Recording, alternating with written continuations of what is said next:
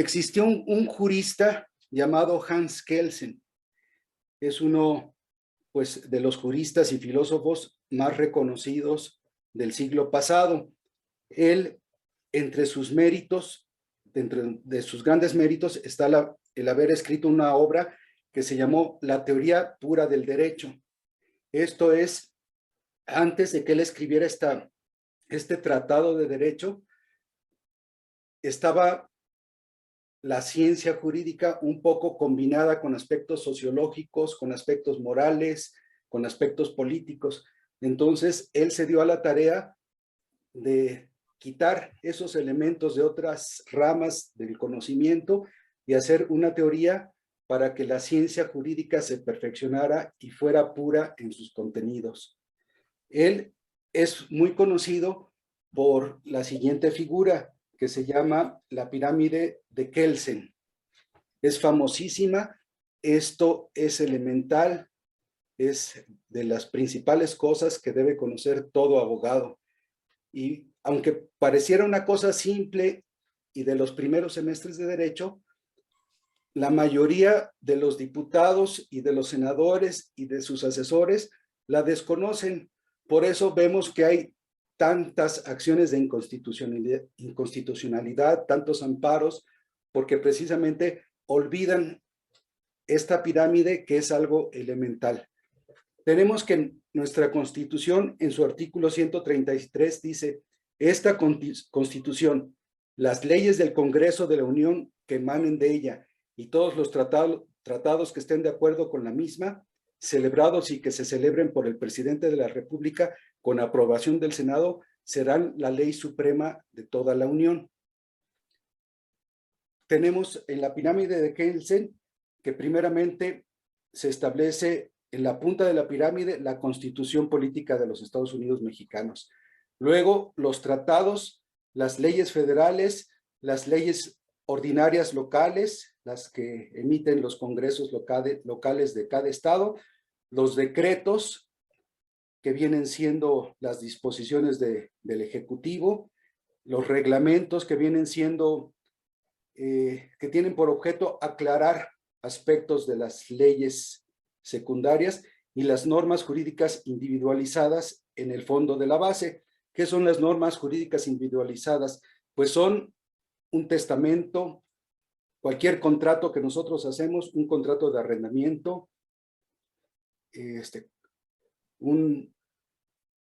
cualquier contrato que nosotros hacemos es una norma que tiene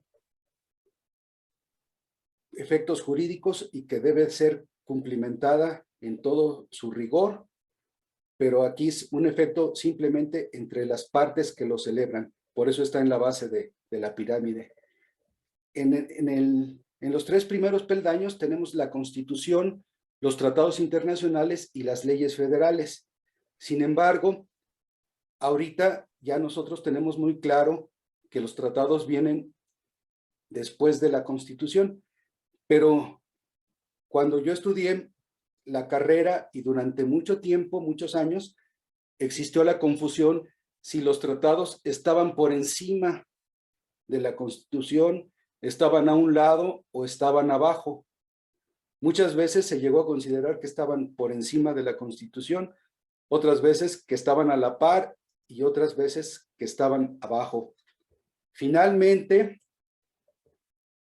hubo un amparo que ayudó a que se aclarara esta situación. Fue el amparo en revisión 1475 en el año 98. Hasta el año 98 se aclaró que la Constitución estaba por abajo de la Constitución. Este amparo fue muy trascendente. Dice: con motivo del amparo promovido por el Sindicato Nacional de Contralores de Tránsito Aéreo, la Suprema Corte de Justicia estableció que el artículo 68 de la Ley de los Trabajadores al Servicio del Estado, que dice: en cada dependencia solo habrá un sindicato, va en contra del convenio 87 de la Organización Internacional del Trabajo, relativo al derecho de sindicalización. Esta sentencia de la Corte fue muy trascendente, ya que a la vez que rompió con el corporativismo sindical y aclaró que en México el sistema de recepción del derecho internacional es monista, incorpora el derecho internacional a su derecho nacional, siguiendo las tendencias de la época. O sea, esta sentencia de la Corte aclaró que no podía haber un sindicato único, sino que podía haber una diversidad de sindicatos, lo cual ya es muy trascendente. Y a la vez aclaró que los tratados están en segundo nivel jerárquico dentro del sistema jurídico mexicano. Esto hay que reflexionar un poquito porque los tratados internacionales se pueden incorporar al derecho de una nación de tres formas. Hay tres tesis o tres formas de incorporarlos. Hay la tesis monista, que es la que acoge México, que es que incorpora el derecho internacional, los tratados, a su derecho propio. Hay la dualista, que dice, existe mi derecho nacional por un lado y los tratados por otro. Son dos cosas distintas. Y hay una tercera, la coordinadora, que algunas naciones dicen, existe mi derecho nacional y existen los tratados, y dependiendo del caso, vamos a ir aplicando uno o el otro. En el caso de México, incorpora los tratados a su sistema jurídico, lo cual es muy trascendente. Esto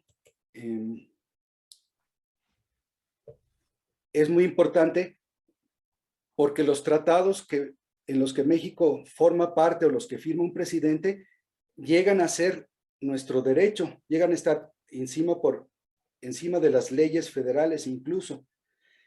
Entonces, yo recuerdo que el cabezahueca de Fox, en su supina ignorancia, una vez daba una entrevista y decía, he dado órdenes a todos mis embajadores y cónsules que firmen tratados, quiero tratados, los más tratados que se pueda, quiero 90 tratados para este año, como si fueran enchiladas.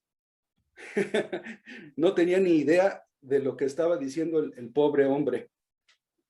Las principales características jurídicas de los tratados internacionales es que en virtud de la capacidad soberana de los estados contraen obligaciones que los autolimitan, o sea, autolimitamos nuestra soberanía por los tratados. Los compromisos internacionales son asumidos por el Estado mexicano en su conjunto y comprometen a todas las autoridades, absolutamente a todas, desde el presidente hasta los presidentes municipales. El Estado no puede invocar los preceptos de su derecho interno como justificación para el incumplimiento de un tratado. Ahí es el principio jurídico del pacta sunt servanda.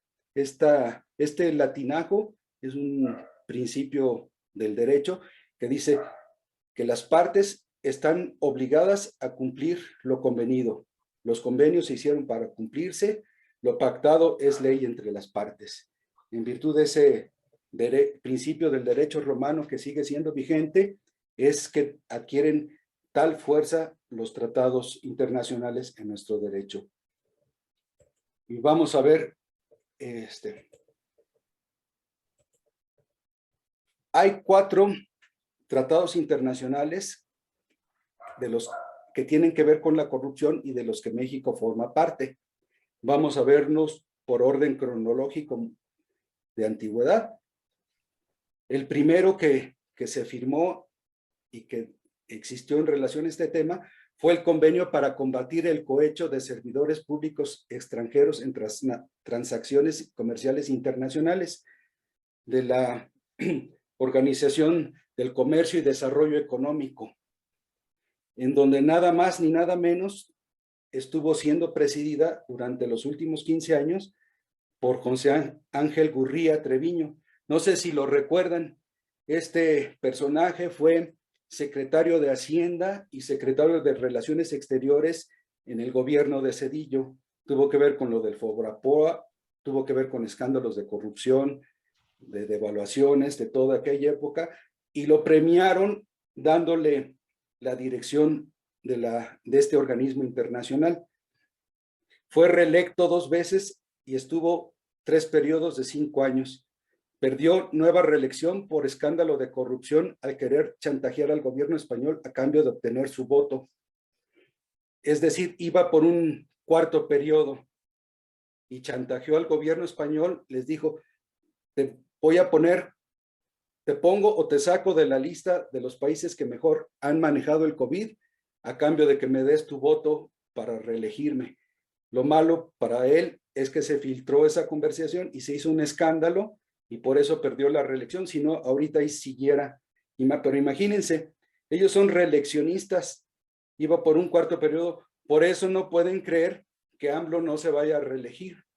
Ellos tienen esa vocación reeleccionista de no soltar el poder a costa de nada, y por eso se les hace tan difícil concebir que haya una persona noble como nuestro presidente que no esté pensando en afianzarse perpetuamente al poder. Luego, el segundo convenio es la Convención Interamericana contra la Corrupción de la OEA, en donde se encuentra nada más ni nada menos que nuestro otro amigo, Almagro. Él fue electo y se reeligió también ahora para un nuevo periodo en el 2020. Recordemos que este personaje tuvo la desfachatez de declarar públicamente que no debía descartarse la intervención militar contra Venezuela. Y también, pues, toda la historia que ya conocemos, donde participó activamente en el golpe de Estado de Bolivia. Entonces, imagínense en manos de quienes estamos, quienes están combatiendo la corrupción, estos corruptos de cuenta. El tercer tratado es la Convención de las Naciones Unidas contra la Corrupción. Este tratado lo promovió la Oficina contra la Droga y el Delito. Tiene pues un cariz contra el combate a las drogas. Es a donde surgieron todas esas nuevas disposiciones de combate al blanqueo de los recursos de la droga, contra el lavado de dinero. Sin embargo, yo tengo mis dudas porque yo me dedico a la venta de promoción y venta de inmuebles y me tocó ver aquí en México cuando Calderón incorporó a las leyes todo esto del lavado de dinero, que en HSBC una señora que estaba mandando $1,000 para pagar la colegiatura de su hijo en Estados Unidos, le congelaron su cuenta y llevaba 3 meses y no la podía descongelar la pobre señora. Y en cambio, en Miami, a mí me tocó ir a ver conjuntos para promover allá. Yo les decía, oigan, pero si hay una persona que tiene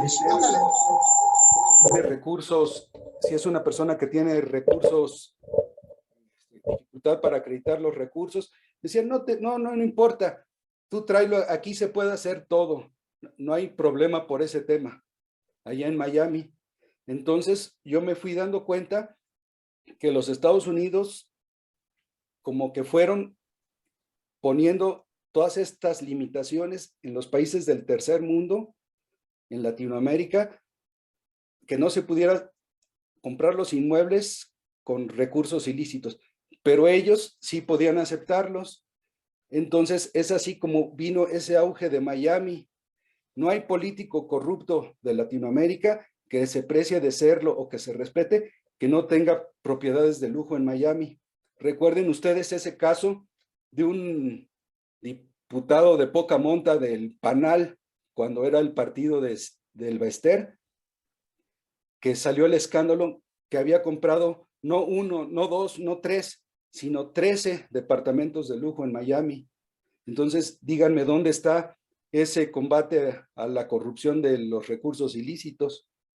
Como que fue una medida inteligente de los gringos de decir que todos esos recursos ilícitos se canalicen mejor para acá. Y nosotros muy obedientes, pues, cumpliendo todo lo que ellos nos decían. Luego, finalmente tenemos el cuarto convenio contra la corrupción, es el TEMEC, este nuevo tratado de libre comercio que se estuvo gestionando durante el sexenio de Peña Nieto, y a AMLO le tocó hacer ya las negociaciones finales, que por cierto, él hizo mucho por corregir deficiencias que nos perjudicaban y que finalmente se firmó aproximadamente un año después de que AMLO había tomado posesión. Este tratado de libre comercio es peculiar porque es la primera vez que se incluye dentro de un tratado comercial un capítulo anticorrupción. Luego vamos a ver. Localicé un estudio donde se analiza qué tantas obligaciones ha asumido el Estado mexicano respecto de la corrupción. Entonces, se veían 23 obligaciones en cooperación internacional, 20 obligaciones en tipificación de delitos y sanciones, 30 obligaciones en desarrollo y creación de instituciones. Y desafortunadamente, este estudio lo hizo nada más ni nada menos que Claudio X González en su fundación esa Mexicanos contra la Corrupción, que ya sabemos que es Mexicanos a favor de la corrupción. Él lo hizo. No sé si seguramente el Senado, los diputados o Morena tengo esos estudios, pero publicados no los encontré. Dentro de estos estudios que hizo Claudio X, enemigo de la 4T, él dice, se han armonizado las leyes para combatir la corrupción en México en un 58%. Esto ya es contemplando todo lo que AMLO puso. Recordemos que el delito de corrupción no había sido considerado grave hasta que AMLO lo promovió. Entonces, pero eso no lo dice Claudio X. En total, 58% se ha cumplido con las leyes. En el desarrollo de instituciones que combatan la corrupción, un 66%, y en cooperación internacional, eso sí, un 100%. Solo candil de la calle. Sí. Hemos estado hablando de corrupción, pero como que nos falta definir, hacer una reflexión para definir lo que debe entenderse por corrupción. De acuerdo con la Real Academia Española, viene de corromper, del latín corrumpere, corrupto, y los significados son alterar y trastocar la forma de algo, echar a perder, sobornar a alguien con dádivas, pervertir a alguien, hacer que algo se deteriore. De hecho, en el lenguaje informático, cuando un código de un software se descompone, se dicen, se corrompió el código. O sea, dejó de servir para lo que era, se echó a perder. Y en cuestión política, encontré un significado, la definición más sintética que encontré, dice, corrupción política es el mal uso o abuso del poder público para beneficio personal. El uso o el abuso del poder público para beneficio personal ajeno al bien común.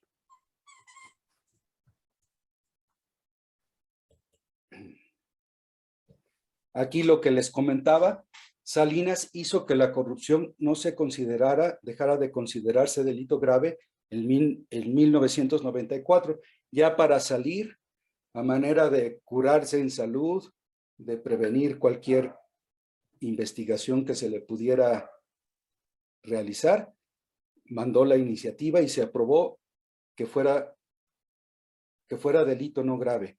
Es decir, que cualquiera podía robar todo lo que quisiera y si lo agarraban, no iba a pisar la cárcel, sino únicamente iba a pagar una pequeña fianza y quedar en libertad. Es hasta el año 2019 que AMLO, cumpliendo uno de sus compromisos de campaña, logra que se vuelva a considerar este delito como grave, junto con el huachicoleo y el fraude electoral.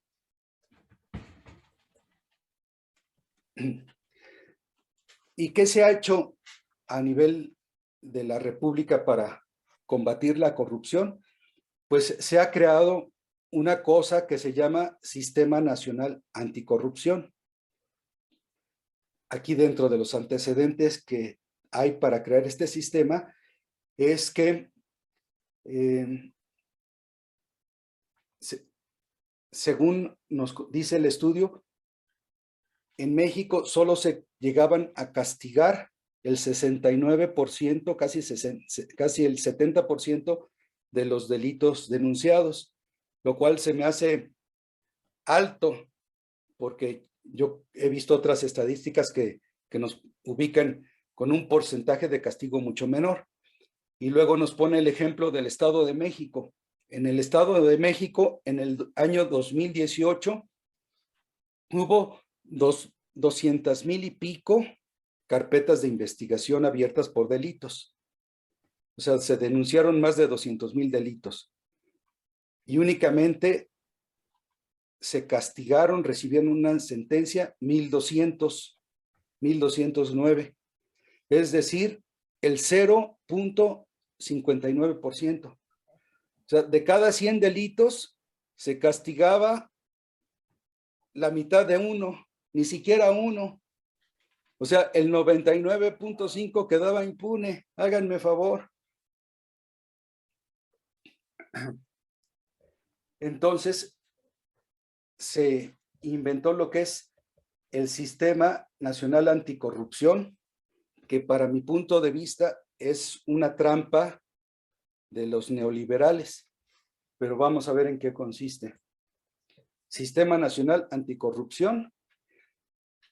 Participa su propio comité, un comité coordinador, el Comité de Participación Ciudadana, integrada por 5 ciudadanos, Sistema Nacional de Fiscalización, que es la Secretaría de la Función Pública, la Auditoría Superior de la Federación, más 7 miembros ciudadanos, sistemas locales de anticorrupción, el presidente o el director de cada uno de los sistemas locales de cada una de las entidades federativas, y el comité coordinador integrado por el titular de la Secretaría de la Función Pública, de la Auditoría Superior de la Federación, del Consejo de la Judicatura, del Comité de Participación Ciudadana, del INAI, del Tribunal Federal de Justicia Administrativa y el fiscal anticorrupción.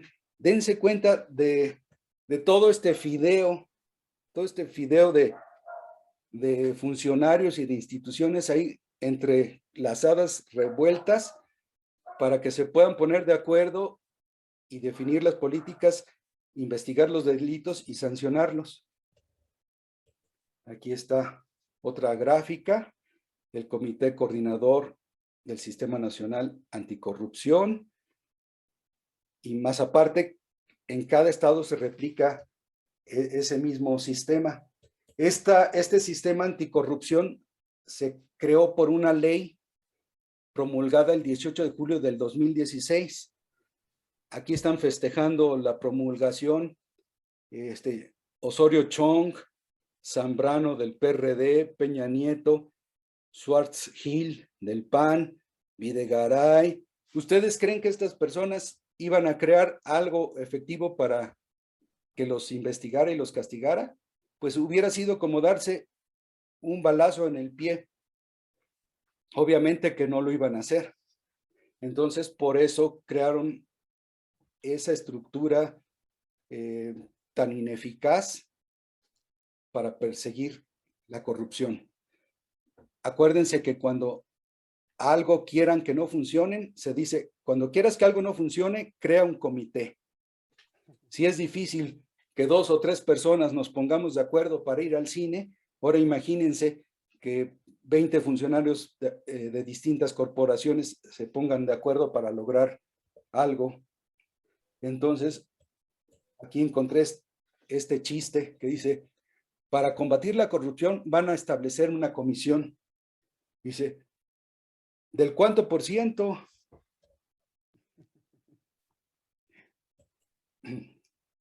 Bueno, pues tenemos que para bien o para mal, se creó este sistema nacional anticorrupción, y en cuanto ganó AMLO y designó a Irma Heréndira como la secretaria de la Función Pública, pues ella declara que requiere hacerse ciertos ajustes. ¿Cuáles eran las propuestas que ella tenía para mejorar este sistema nacional anticorrupción?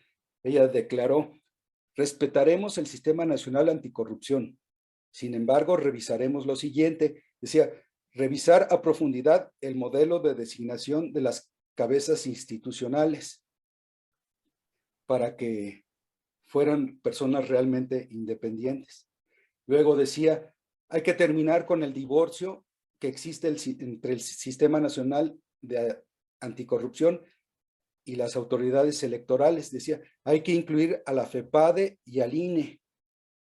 O sea, seguir haciendo más gordo al elefante reumático. Luego decía, hay que crear una ley de conflictos de intereses. Hay que dar protección y estímulo a los informantes y hay que implementar un servicio de carrera sin uso faccioso y clientelar de los cargos. Eso es lo que sugería Irma Heréndira. Pero veamos, ya en la práctica está aquí Irma Heréndira, aquí la tenemos. ¿Qué va a hacer por mucha voluntad que tenga contra todos estos tacles que le ponen enfrente? O sea, todo está diseñado para que no funcione. Vamos a mencionar el caso de David Rogelio Colmenares, el titular del Auditor Superior de la Federación. Esta persona fue designada, es gente de la Coparmex. La Coparmex y el Consejo Coordinador Empresarial fueron los que lo pusieron. Por eso es que se explica el escándalo que le hicieron a AMLO. La Auditoría Superior de la Federación admite error en cálculo de costo por cancelación del aeropuerto. ¿Sí recuerdan ese escándalo? ¿Cuánto ruido hicieron en todos los medios de que iba a salir carísimo, que había sido un error de AMLO? Fue muy grande ese escándalo, hasta que AMLO poco a poco fue dando las evidencias de que estaban equivocados, hasta que a final de cuentas no les quedó más que admitir públicamente que se habían equivocado. Y no obstante ser una persona de ellos mismos, del Consejo Coordinador Empresarial, este señor Colmenares auditó la cuenta del 2017 y encontró irregularidades por 68,000 millones de pesos. Y yo recuerdo que durante toda la vida, desde que tengo uso de razón, año con año, salían los titulares de que la Auditoría Superior de la Federación detectaba miles de millones de pesos defraudados, desviados, y eso era una gran noticia un día, 2 días, y luego salía un nuevo escándalo, quizá una caja china, o sea, un escándalo inventado, y se olvidaba, se dejaba de hablar de ese tema y nunca pasaba a mayores. Entonces, aquí quise buscar tantito más. Aquí en el 2018 se encontraron en el Fondo Nacional del Emprendedor, la Auditoría Superior de la Federación encontró irregularidades por 242 millones. ¿Y qué pasó? Absolutamente nada. Luego, aquí en el 2016, la Auditoría Superior de la Federación detecta malos manejos de los recursos del Seguro Popular en 28 estados por casi 6,000 millones de pesos. O sea, lo que es la estafa maestra de ahora, 6,000 millones de pesos. ¿Y a quién le importó? ¿Quién dijo algo? ¿Acaso se hizo algo? Absolutamente nada. Ese es otro de los puntos muy importantes que tenemos nosotros para reflexionar, porque el mexicano nos hemos acostumbrado a escuchar de los escándalos, de las cifras astronómicamente millonarias, y que las consideremos como algo normal. Ya no nos espanta, ya no nos indigna, lo vemos con indiferencia. Eso es algo muy grave a lo que nos acostumbró pues todo el periodo neoliberal. Aquí otro ejemplo más. Estados desviaron 98,000 millones de pesos en el 2016, informe de la Auditoría Superior de la Federación. Luego, en el 2015, antes de que estuviera este señor Colmenares, cuando eran gentes de ellos mismos, daño al erario por 165,000 millones de pesos, 55% más que en el 2014. Y salía esa noticia un día, era escándalo en la tarde, si acaso un poquito en la mañana del otro día, y ahí moría la noticia. Bueno, quise hacer ese paréntesis de la Auditoría Superior de la Federación. Vamos a regresar a lo del Sistema Nacional Anticorrupción. Este sistema realizó una consulta pública para diseñar la política nacional anticorrupción, una consulta del agosto del 2018 a enero del 2020, o sea, 1 año, 5 meses, que estos directores titulares de todas esas instituciones de la Auditoría Superior de la Federación, del INAI, etcétera, como no saben lo que es la corrupción y lo que hay que hacer, tuvieron que hacer una consulta de 1 año y medio para preguntarle a los ciudadanos, a los académicos, qué es lo que debía de hacerse. Entonces, desde el 2016 que se creó la ley hasta el 2020, no se había hecho nada más que cobrar sueldos de todos estos funcionarios. Finalmente, el 29 de enero del 2020, salió aprobado el plan, la Política Nacional Anticorrupción, con 4 ejes temáticos. Primer eje, combatir la corrupción e impunidad. Segundo eje, combatir la arbitrariedad y el abuso del poder. Tercer eje, mejorar la gestión pública y los puntos de contacto entre el gobierno y la sociedad. Y cuarto eje, involucrar a la sociedad y al sector privado. Eso fue su gran descubrimiento. Y apenas ahorita, quién sabe qué hayan hecho, porque no encontré nada. Esto del Sistema Nacional de Anticorrupción tiene un antecedente que yo considero en lo personal que fue una de las cosas que más nos perjudicó a nivel país, que fue en el sexenio de Vicente Fox.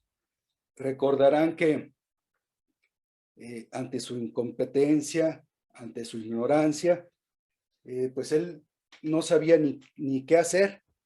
Entonces llegó a invitar al PRI a que co-gobernaran. Bueno, no Fox, sino Martita, porque sabemos que ese cabeza hueca nunca gobernó nada. Entonces,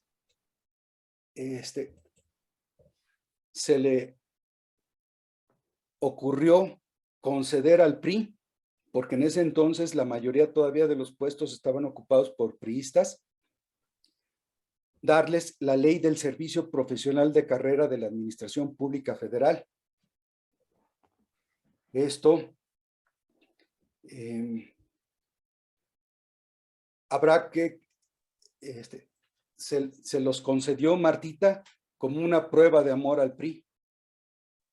Gente decía que era para sustentar la gobernabilidad. Pero ahora sí, que lo que Chente quiso decir es que les daba esta ley para calmarlos y que dejaran a robar a Martita y a los hijos de Marta a su antojo. En ese entonces, hay que reconocerlo, el jefe Diego Fernández de Ceballos, con un grupo de personas del PAN, le habían preparado un estudio a conciencia y se lo presentaron a Vicente Fox, indicándole todos los funcionarios, todos los diferentes rangos, niveles en los que se tenía que hacer una depuración y se tenía que quitar esa gente para meter a las gentes del PAN. Pero Fox, bueno, mejor dicho, Martita, pues obviamente le valió gorro, no le hizo caso a ese estudio de Fernández de Ceballos y funcionarios del PAN y metió esta ley del servicio profesional de carrera, que no hizo otra cosa más que enquistar y afianzar a todos los priistas en esos puestos. Esto es muy relevante, aunque sea desde aquel entonces, aún es muy relevante en nuestros días, porque nos impide a nosotros tener la frescura de los funcionarios que requerimos para que avance la 4T. Llegan los diferentes directores, secretarios de Estado y se encuentran con la problemática que tienen que operar con todo ese personal, pues mañoso, heredado de administraciones anteriores y no pueden hacer nada para quitarlo. Ahí sí debería haber una irrupción más revolucionaria a fondo para que nosotros profundizáramos esos cambios. Recuerden ustedes, a cambio de esta ley, los priistas le dieron manga ancha, ya no volvieron a molestar a Fox, mejor dicho a Martita, para que sus hijitos hicieran todo este escándalo de oceanografía, 56 mil millones en oceanografía, los millones de dólares del chinito Copelas Ocuello, la Fundación Vamos México, ahí tenían que hacer, recuerdo bien, me consta, por empresarios que de primera mano me lo comentaron, tenían que hacer cola para ir a donarle a la Fundación de Martita a cambio de que les diera contratos, las licitaciones. Querían trabajar con el gobierno federal, primero tenían que pasar por su fundación y hacer una donación. Aquí, hijos de Marta han saqueado a México por 12 años, todavía ni siquiera se conformaron con el de Fox, todavía con Calderón siguieron los hijitos de Marta a sus anchas. Luego, la lucha contra la corrupción ha permitido liberar más presupuesto para beneficios de la gente. El dinero que antes fue robado ahora llega a los de abajo. AMLO, esto lo dijo en su tercer informe. Y efectivamente es cierto. Afortunadamente se ha logrado rescatar algo de todo ese caudal de recursos para destinarlo a la gente. Recordemos que AMLO y la 4T propugnan por una economía en donde se le den los recursos a la gente de abajo y desde abajo, por sublimación, vayan subiendo los recursos para favorecer a las clases medias y a los de arriba. A diferencia de la concepción neoliberal en donde se consideraba que lo ideal era una economía por goteo, es decir, darles los recursos a las élites, a los de arriba, y que si los de arriba estaban bien, les iba a ir bien a los de abajo, les iba a gotear algo de toda esa bonanza de los de arriba, se iba a derramar y les iban a tocar migajas de bienestar a los de abajo. Entonces son concepciones totalmente, diametralmente opuestas de la economía. AMLO ya se demostró ahora durante la pandemia que efectivamente dándole los recursos a la gente de abajo es una forma óptima de pues propiciar que la economía funcione de una mejor manera. Tan es así que ahora durante la pandemia fue cuando Walmart y todos los supermercados rompieron récord de ventas, un 9% más de lo que habían vendido toda la vida lo lograron vender por todos esos recursos que AMLO destinó a la gente. Entonces ahí quedó demostrado que si se beneficia a los de abajo, también se beneficia a los de arriba. En su libro A la mitad del camino, nuestro presidente nos dice, los tecnócratas nunca consideraron, para usar sus propios términos, la variable de la corrupción como un obstáculo para el funcionamiento del propio modelo neoliberal. La materia de probidad y honestidad nunca se impartió en las universidades donde se formaron, quienes al paso del tiempo ocuparían las secretarías de Hacienda o Economía en la mayor parte de los países del mundo. Puede ser que este asunto no resultara importante en otras naciones, pero en México era y sigue siendo una asignatura indispensable. Recordemos, los neoliberales quitaron hasta la materia de civismo en las escuelas, pues, ¿qué podríamos nosotros esperar? Ahora que estuvo la Feria del Libro, estuvo interviniendo Paco Taibo II, y él con esa jocosidad que lo caracteriza, decía: este país ha sufrido un exceso de abusos en todos los niveles, con un neoliberalismo a la mexicana. Si el neoliberalismo es pinche, el nuestro era pinchísimo, porque está teñido a niveles insospechados de mecanismos de corrupción. Y hacía también una observación interesante, que a él dice que le constaba de conocer varios funcionarios. Dice: muchísimos funcionarios votaron en contra de la 4T por considerar que el pasado era mejor, de acuerdo a su podrida lógica mercantil, donde el Dios es el dinero. Esta falta de moral es una rémora que lleva mucho tiempo romper con ella y atrasa a la 4T.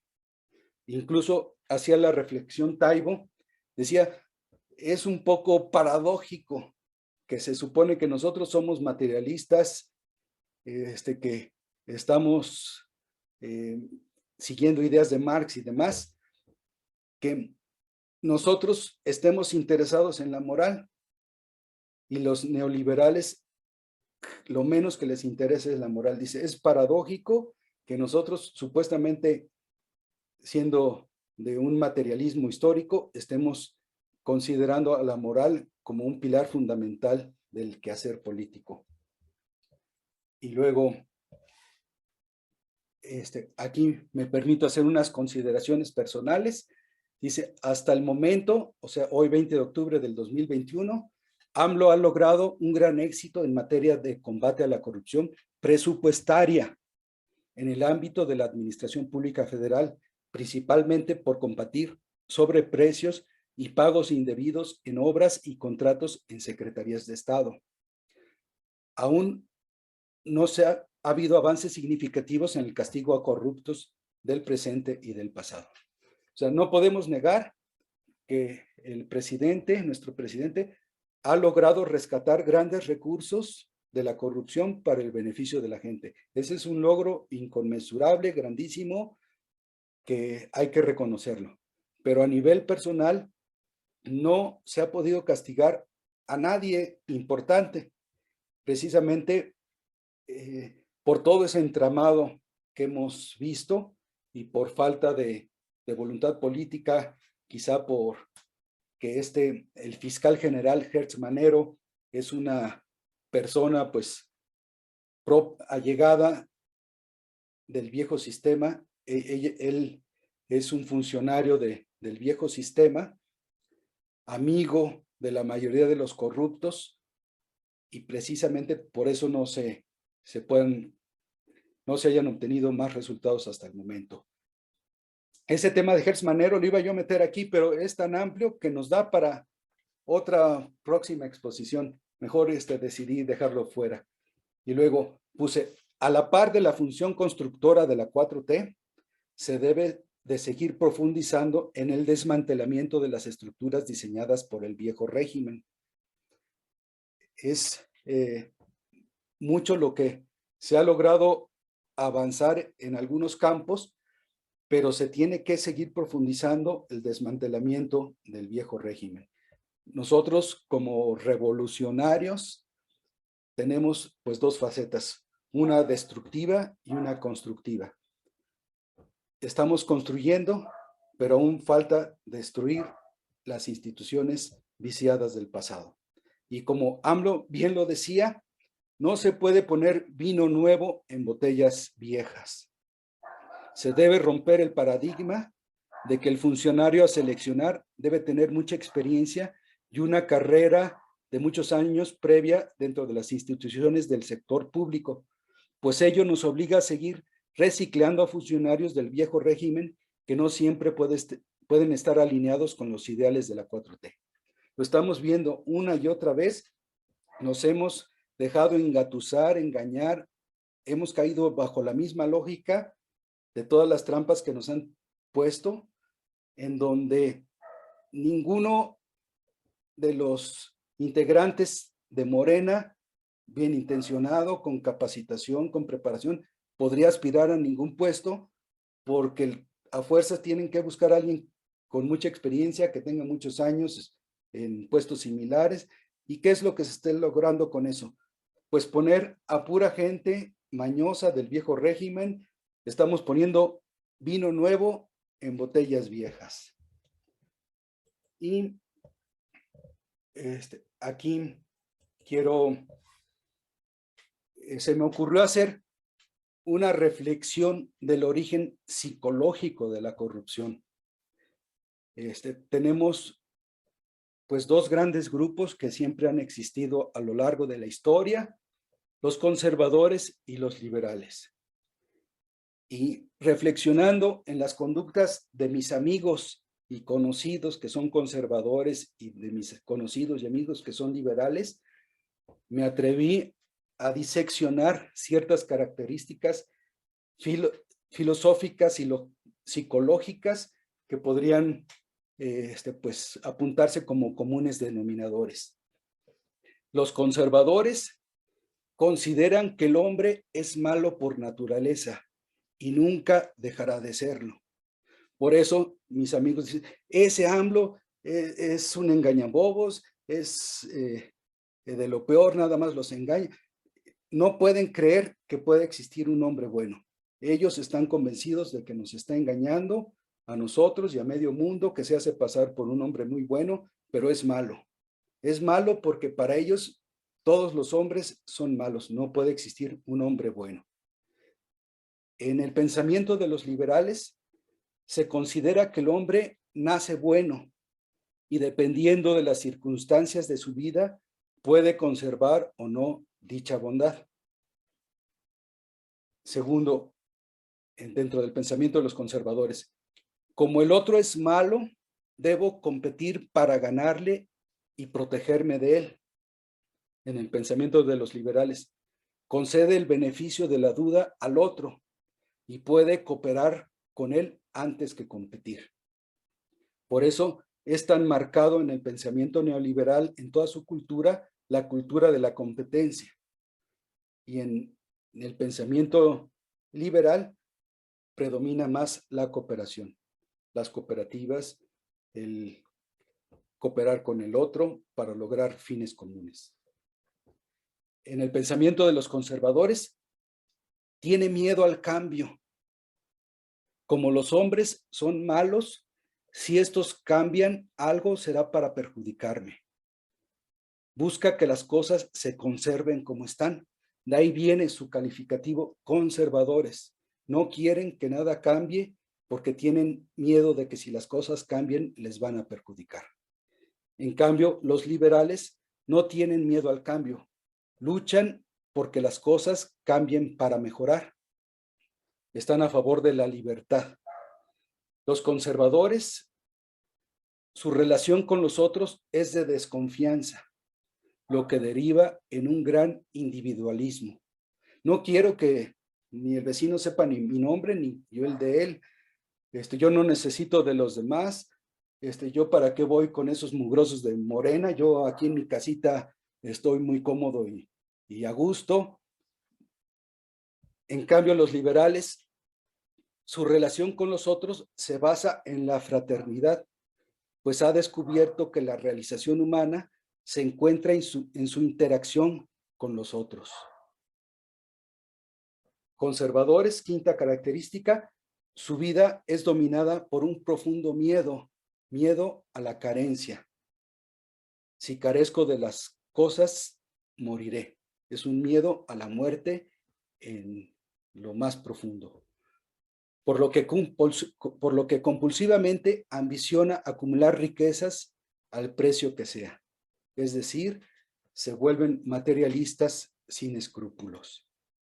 Yo tengo amigos así, que son conservadores, y les digo, ¿ya viste esta tranza que hicieron, tantos millones que se robaron? Y en vez de indignarse, como que les apetece, les, ay, qué bien, ¿cómo lo hicieron? Como que ellos quisieran hacerlo, por esta característica que estoy mencionando.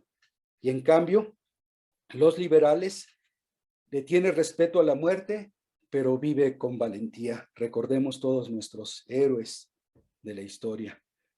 No siente compulsión por acumular cosas materiales, pues valora la riqueza de los ideales. Pues esto vendría siendo ¿cuánto, compañeros?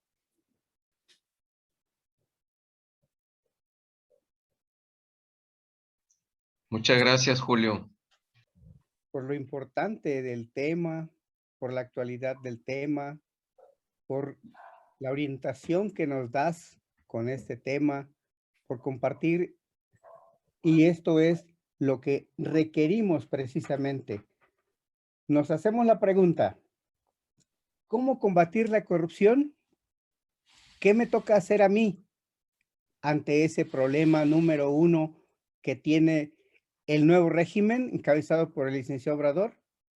Vamos a las reflexiones, entonces, con quien desee tomar la palabra de nuestros compañeros. Adelante, quien desee tomar la palabra. Vicky. Vicky dice que quiere empezar y luego le damos la palabra a compañero Carlos. Adelante, compañera Vicky.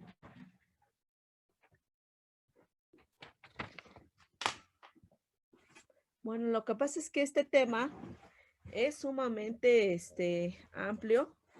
Efectivamente, lo que decía el compañero Julio, de dónde, qué es la corrupción, ¿no? Y bueno, pues se intensifica en el modelo neoliberal, pero pues la corrupción viene desde muchos años atrás y muchos momentos, tiempos, ¿no? Se hacían siempre la pregunta que cuando Andrés Manuel López Obrador era candidato, ¿de dónde iba a salir pues todos los recursos para los programas sociales, para los proyectos de inversión que él estaba proponiendo dentro de su proyecto alternativo de nación?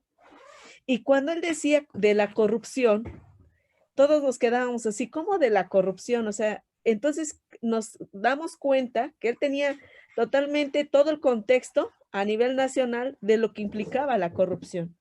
La corrupción de la pensión vitalicia de los expresidentes, la corrupción en Huachicol, la corrupción de los fideicomisos, la corrupción en los sindicatos, la corrupción de Odebrecht, de Pemex, la corrupción en la cultura con esta parte de que se les daba a algunos actores y a unas actrices dinero para que filmaran, por ejemplo, un documental. Creo que hay un desfalco de 30 millones de pesos 30 millones de pesos, o no recuerdo la cantidad, pero para que hicieran un documental en el estado de Chiapas y lo único que hicieron fue un cortometraje de 5 a 10 minutos, ¿no? Un ejemplo. En deportes, la corrupción con la CONADE, en la parte ambiental de, por ejemplo, cuántas tierras vendieron sin llevar a cabo y si lo llevaron a cabo y si hubo protesta, no lo tomaron en cuenta sin la parte del estudio del impacto ambiental, con relación a las guarderías, por ejemplo, con relación a los programas sociales, la estafa maestra, las empresas fantasmas, con Javier Duarte, la venta de las vacunas que nada más tenían agua para los niños con cáncer en el estado de Veracruz, facturas falsas en el sector salud, compraban, por ejemplo, medicamento ya que ya no tenían caducidad o ya estaban pasadas de fecha, e inclusive inflaban un montón los precios. Por ejemplo, el IMSS, cuánto medicamento compraba, o a quién le compraba, a quién le daba crédito, a quién le daba las facilidades para la compra en las universidades, hasta llegar desafortunadamente a los científicos o disque científicos. Creo que es una de las cosas que nos ha quemado, nos ha hundido a la sociedad, y no solamente como nuestra sociedad mexicana, sino todas las sociedades, pero en México es terrible la corrupción. Entonces, la cuarta T eh, es muy difícil que erradique la corrupción, porque además está en todos lados. O sea, parece como cucarachas salidos por la coladera, ¿no? Ahora sí, como diría la canción de Silvio Rodríguez, matas una serpiente y aparece una mayor, ¿no? Y vuelves a matar y aparece otra mayor, ¿no? Entonces, la corrupción tiene un montón de lugares en donde se está descubriendo, o no descubriendo, más bien en donde se está denunciando, porque todo el mundo sabía los actos de corrupción. Entonces, de ahí es una cuestión de cuáles serían las estrategias, y eso sería la pregunta para el foro, para los grupos, para nuestro grupo de trabajo. ¿Cuál sería alguna de las estrategias que ayudasen, por ejemplo, a que hubiese castigados? Porque, por ejemplo, en la estafa maestra, la única castigada fue Rosario Robles, pero hay un montón de implicados, ¿no? Son como 1000 actos de corrupción y nada más 1 o 2 personas están en la cárcel. ¿Cuáles serían las estrategias? ¿De qué otros poderes necesitamos para que la corrupción sea castigada? No solamente descubierta, no solamente difundida, sino también castigada, ¿no?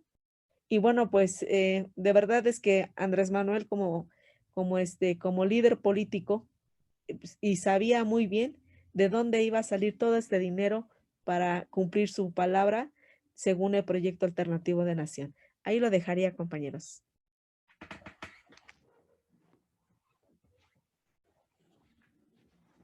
Muy bien, compañeros. Camarada Carlos. Sí, compañero Arturo, profe Arturo, maestra Vicky, buenas tardes. Muy Pues buenas antes que tardes. nada quiero felicitar, saludar a todos los compañeros que están conectados, felicitar al licenciado Julio Mauricio Solís. Compañero Julio, felicidades, es un tema muy relevante, podría decir que es columna vertebral del compañero presidente Andrés Manuel López Obrador, la lucha anticorrupción, y tiene tal importancia para que lo dimensionemos, que la razón y motivo del segundo viaje internacional del compañero presidente fuera de nuestras fronteras es ir a las Naciones Unidas a hablar de la corrupción, precisamente. La motivación principal para el discurso de nuestro presidente en las Naciones Unidas va a ser para hablar sobre el combate a la corrupción. Y bueno, quiero hacer un comentario, espero que no sea muy largo porque el tema que abordó Julio es muy extenso y hay que hacer algunos comentarios relevantes. Y al final hacerte una pregunta, compañero Julio, si no tienes inconveniente. Claro, sí. Bueno, comienzo con el inicio de su presentación, donde nos habla de la pirámide de Hans Kelsen, conocido jurista austriaco, de origen austriaco, que le tocó huir de su país porque le tocó vivir la época del nazismo, ¿no? Entonces, él en esa mezcla del derecho clásico europeo y después que se fue a refugiar a Estados Unidos, donde prevalece el common law, el derecho común, un derecho costumbrista, en su cátedra de Harvard, fue ideando este esquema de la jerarquía jurídica, que es la pirámide que nos mostró en su diapositiva el compañero Julio. Hoy en día, esa teoría pura del derecho se ha visto complementada por otros teóricos del derecho, como Luigi Ferrajoli, italiano, donde nos comparten la visión del derecho garantista. O sea, vamos a garantizar los derechos, entre ellos los derechos humanos. Y saco a colación el tema de los derechos humanos porque los mañosos recurren a la figura, a la protección de sus derechos humanos cuando se ven perseguidos por algunos temas que tienen que ver de combate a la corrupción. Y si ustedes recuerdan, en el año 2011, durante el gobierno del Espurio Calderón, se promovió una reforma constitucional en pro de los derechos humanos, que decía que había que privilegiar, y lo dice el artículo primero constitucional, lo que se conoce como el principio pro persona. O sea, vamos a interpretar la ley siempre en favor de la persona. Ojo, no de las instituciones, sino de la persona. Uno dirá, pues eso está bien, ¿no? Pero pensando en el ciudadano común. Lo que pasa es que esos bandidos no pensaban en el ciudadano común. Pensaban en cómo autoprotegerse con un marco legal acomodado de tal forma que se convirtiera en un escudo jurídico para sus malas prácticas. Y tan es así que una vez que llega el compañero presidente a la presidencia de la República, ya nos dicen públicamente, a través de este Sistema Nacional Anticorrupción, que fue una gran falacia, un gran montaje, que el delito de corrupción no era un delito grave. ¿Cómo? A ver. Regresen la película rápido. A ver. Creas todo un Sistema Nacional Anticorrupción en la época de Peña Nieto. Fíjense en quién, en la época de Peña Nieto. Y resulta ser que creas todo un sistema para un delito que no es grave. ¿Les suena lógico? Como dice el compañero presidente, lo que no suena lógico, suena metálico, ¿no? Pues bien, ese es el detalle de que se crea una parafernalia legaloide, en donde hasta había comités ciudadanos de participación, y se creó una comisión en el Congreso de la Unión, que era la Comisión Anticorrupción. ¡Wow! O sea, ¿pero qué creen? El delito de corrupción no era delito grave. Y entonces, en las reformas que se han hecho a la legislación en el gobierno de la 4T, se regresó a la corrupción como delito grave. O sea, regresa al rango de delito grave un delito que le quitaron esa responsabilidad social desde Carlos Salinas de Gortari. 1909, otra vez el perverso de Salinas sale a relucir. 1993 le bajan la jerarquía al delito de corrupción y ya dejó de ser delito grave. Pero muchos de los que estamos aquí y de los que no estamos aquí, creíamos que la corrupción era un delito grave. El que no se dedica a la materia del derecho, pues desconoce y piensa que la corrupción es grave. Pues, ¿qué creen? En el sistema jurídico mexicano, desde el año 1993 hasta el año 2019, la corrupción no fue delito grave. Vean lo grave de la situación. O sea, todo un andamiaje, todo un aparato, lo último, lo que señala Julio, Sistema Nacional Anticorrupción, que suena así, wow, todos contra la corrupción, y se han preguntado cuál es el lugar que ocupa México entre los países corruptos, en los distintos sistemas de medición, que hay muchos. Pues encontramos a nuestro país calificado entre los países más corruptos del planeta, ¿eh? No estamos entre los menos corruptos, estamos entre los más corruptos. Entonces, fíjense bien, cuando Andrés Manuel andaba en campaña presidencial, él había un cálculo muy interesante y nos decía lo que le costaba al país la corrupción del gobierno mexicano, y hacía un cálculo aproximado, hablaba de 500,000 millones de pesos. O sea, para esos años, aproximadamente el 10% del Producto Interno Bruto. O sea, $500 millones de pesos le costaba al país las prácticas corruptas de los entes públicos, pero yo le sumaría las prácticas corruptas de los entes privados, ¿eh? Ojo, también hay corrupción en las empresas privadas, ¿eh? No es exclusivo del gobierno. Y les voy a decir una cosa, el hecho de que paguemos precios altos por bienes y servicios que ofertan las empresas privadas, en muchos casos es consecuencia de la corrupción en las empresas privadas, que lo hay en Bimbo, lo hay en FEMSA con su Coca-Cola y su Oxxo, ahí hay corrupción, compañeros, porque también hay contratistas y le dan una lana al director que asigna el contrato y lo que hace ese director es meter su moche a la estructura de costos que termina haciendo que una Coca-Cola, no voy a calificarla, de 3 litros, ya anda valiendo arriba de 30 pesos. ¿Saben qué? Si hiciéramos un desglose de la estructura de costos de ese precio, calcúlenle por lo menos un 10%, o sea, 3 pesos, fruto de la corrupción de las empresas privadas. Repito, corrupción de las empresas privadas. Entonces, el dato de 500,000 millones es el sector público, pero súmenle al sector privado, ¿eh? La corrupción no es exclusiva de los entes gubernamentales o las organizaciones que reciben algún financiamiento público.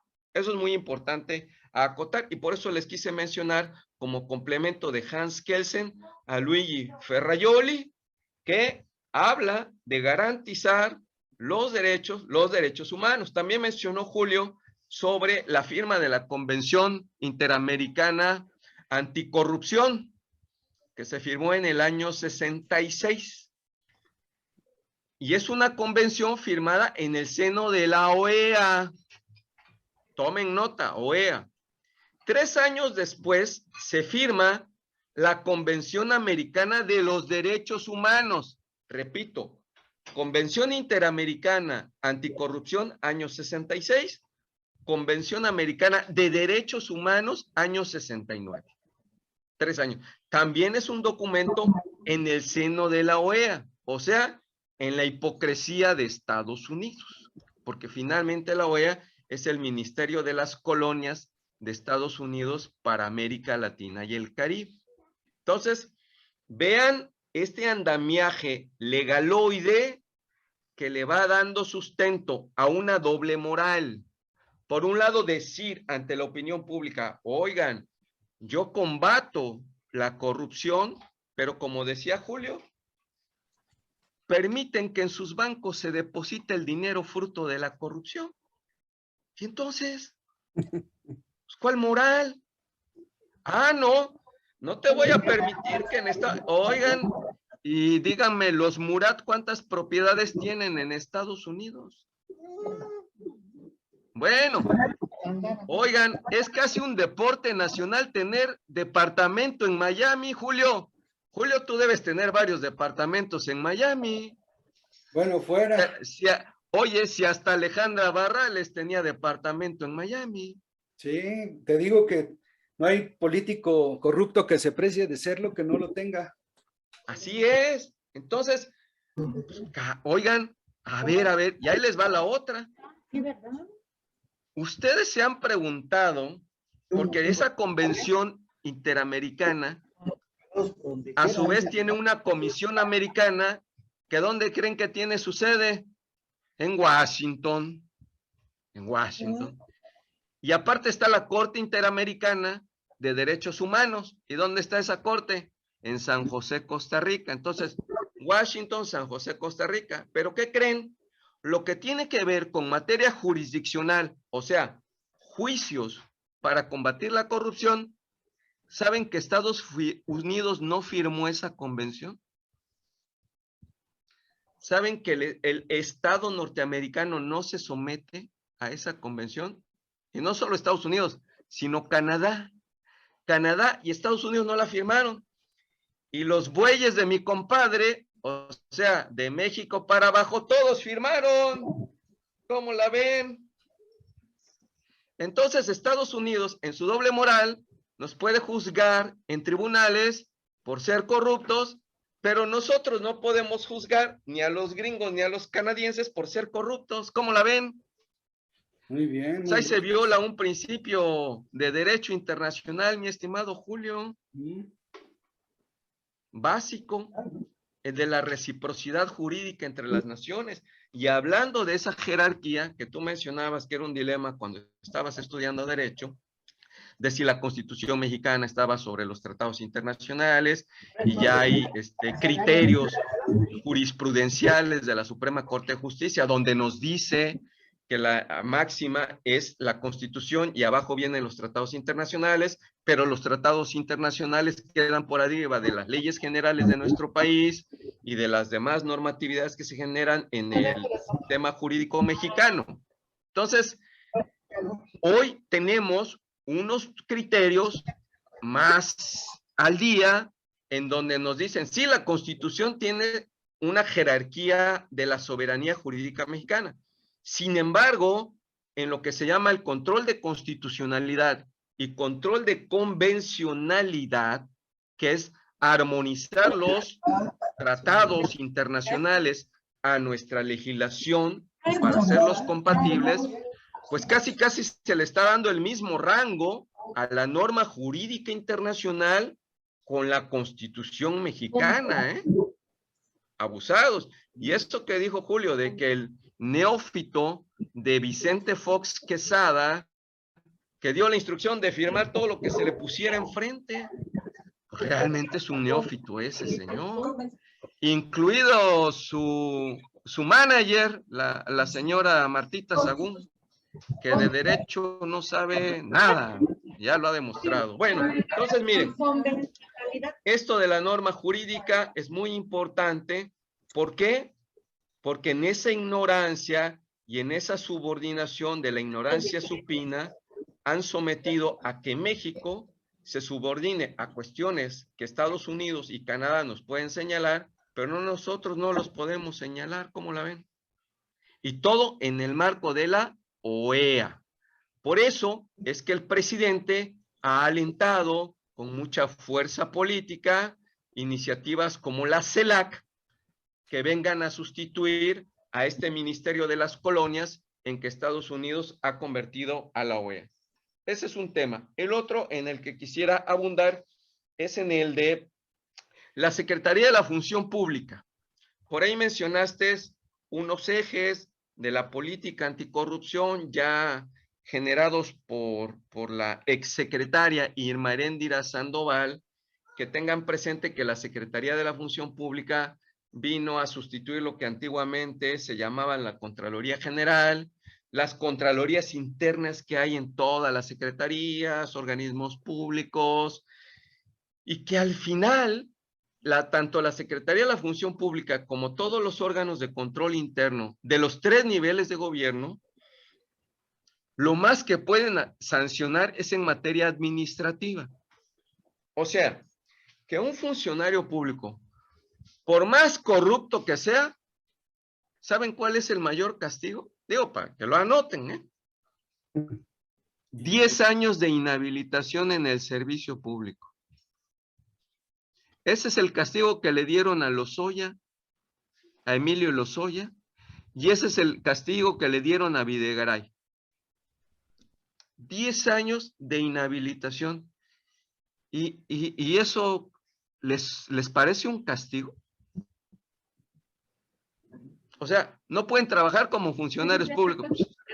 Ya robaron para que vivan 20 generaciones atrás de ellos, compañeras y compañeros. O sea, ¿para qué tenemos un sistema de sanción administrativa si lo más que se logra ante esos escándalos de los hijos de Marta Sagún, los Briviesca y todas las ladronerías que se hayan cometido en la estafa maestra, si la sanción administrativa, que depende del Poder Ejecutivo Federal y de los poderes ejecutivos estatales, a través de sus homólogos en cada entidad federativa, pues resulta ser que el castigo es la inhabilitación.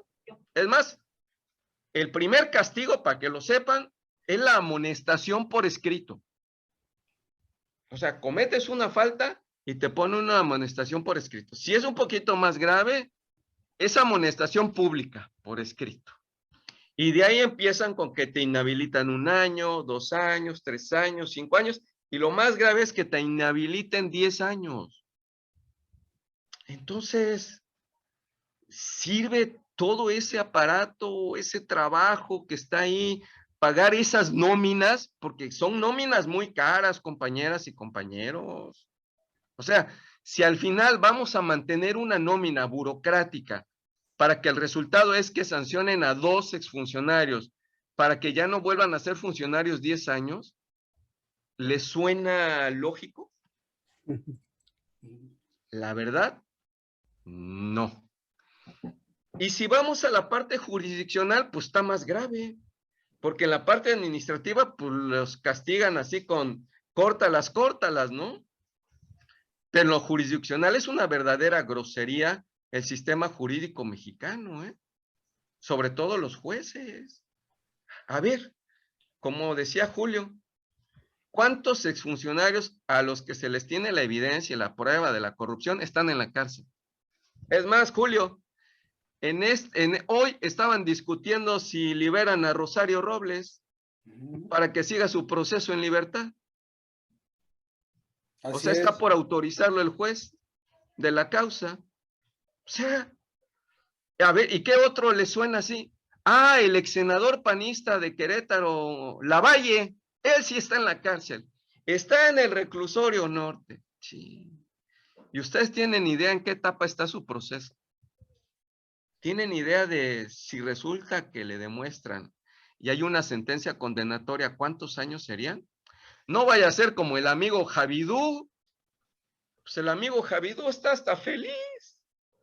Imagínense por todos los delitos que cometió. No se va a aventar ni 9 años en la cárcel. ¿Y saben qué? Va a salir ya habiendo purgado su sentencia y aparte le van a descongelar los bienes fruto de la corrupción. Entonces, ¿nuestro sistema penal acusatorio funciona para combatir la corrupción? ¿O conocen ustedes otro caso paradigmático donde se haya hecho justicia? ¿Dónde está el otro Duarte? El de Chihuahua, porque la familia Duarte se volvió mañosa en el sexenio pasado, ¿no? Más vale no apellidarse Duarte, ¿eh? Oigan, ¿dónde está el otro Duarte? Está en Estados Unidos. Oye, por cierto, Julio, está en Miami. Está en Miami, allá está. Y yo pregunto, ¿y cuándo lo van a extraditar? ¿Otra vez la doble moral de Estados Unidos? Una vez más, Estados Unidos nos demuestra que es un gobierno que protege también a los corruptos. Hablamos de hechos, ¿eh? Ahora sí que no estoy hablando de una interpretación suprajurídica. Son hechos muy concretos. Entonces, ¿quién más está en la cárcel por actos de corrupción? Ah, resulta ser que el funcionario intermedio, el director, el subdirector, a eso sí se le aplican. Pero igual, 5 años de inhabilitación, una multa y se acaba. Bueno, el señor de la Auditoría Superior de la Federación, Julio, que le gusta hacer estos anuncios espectaculares, en el ex aeropuerto de Texcoco se desviaron miles de millones de pesos. ¡Guau! Ay, perdón, nos equivocamos, no era así. El Pedro Colmenares, ¿eh? Oigan, no hay seriedad. Entonces, ¿de qué nos sirve las leyes en México y toda la estructura del Poder Judicial si al final vean al compañero Emilio Lozoya? Digo, le llamo compañero porque pues ya va a comer a los restaurantes en Las Lomas. Le voy a decir que me invite para la próxima. Comiendo como cualquier otro. Claro, no en cualquier restaurante, aclaremos. No era un Oxxo ni un Burger King, ¿verdad? Oigan, en un restaurante fifí, comiendo pato laqueado chino, pues nos están viendo la cara a los mexicanos. No nos engañemos, compañeros. Falta, digo, el compañero presidente no es mago, ¿eh? Él es titular del poder, pero el poder judicial nos la debe, ¿eh? Y nos la debe a fondo. Ni se ha transformado, ni tiene vocación anticorrupción el poder judicial, ¿eh? Hay que decirlo. El poder judicial nos la debe y hay que pensar en reformar al poder judicial. ¿A la buena o a la fuerza? A la fuerza del Estado, a la fuerza del pueblo mexicano que ya está harto de esas noticias espectaculares. Ni agarraron y se encontraron, ve, y al chino Shen Yi llegó. Oye, Julio, ¿y dónde están esos millones de dólares que le agarraron al chinito? Nadie sabe, nadie supo. No, pues nos quedamos como el chinito, nomás milando, ¿no? Oigan, me parece más eficiente, dentro con sus limitaciones, lo que hace el compañero presidente al crear al instituto para regresarle al pueblo lo robado. Fíjense el nombre. Instituto para... Eso ha sido más concreto. Aunque no es suficiente, ha sido más concreto. Se ha podido materializar. Pero el Poder Judicial ha sido una porcata, esos jueces que han conocido de estas causas, perdónenme. No, y aún en ese instituto había corrupción, se robaban lo del pueblo robado. Sí, porque lo denunció el exdirector que duró muy poquito. Así es, denunció que los mismos funcionarios se estaban robando lo que estaba reintegrando el instituto. O sea, como decía la maestra Vicky, agarras una serpiente de 3 metros y te sale una de 6 y luego una de 12 y luego, no, ya no meto la mano, va a salir una más grande. No, es muy delicado y muy importante. Miren, los mayores logros, como decía Julio, ha sido en la decisión del presidente de acabar con la corrupción en las dependencias que dependen de él, del Poder Ejecutivo, y ahí sí ha habido moches, corte, gastos suntuarios. Eso ha sido combate a la corrupción. El viejo estilo de que ya soy secretario y tengo mi jet también casi privado. Oye, pues soy el secretario de Comunicaciones y Transportes, pues merezco llegar rápido y sin problemas, sin tener que hacer filas en el aeropuerto, ¿no? Quiero jugar golf. ¿Cómo me llamo, Julio? Emilio Gamboa, ¿me llamo así?